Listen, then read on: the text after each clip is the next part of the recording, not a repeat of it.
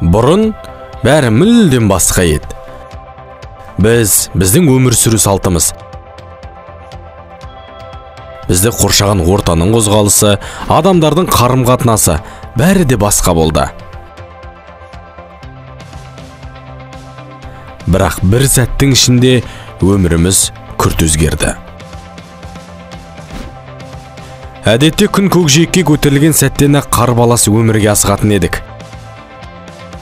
Жұмысқа, мектепке, дүкен аралап достармен кездесуге. Қазір керісінше тынымсыз тіршілік бәсеңдеді. Қозғалыс азайды.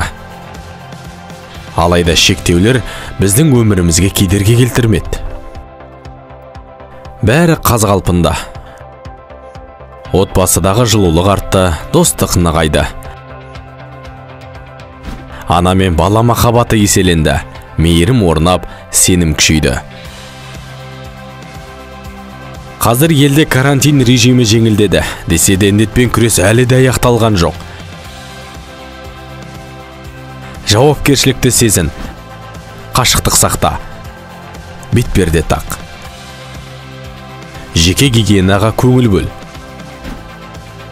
Артық кездесулерден арыл, салауатты өмір сүр.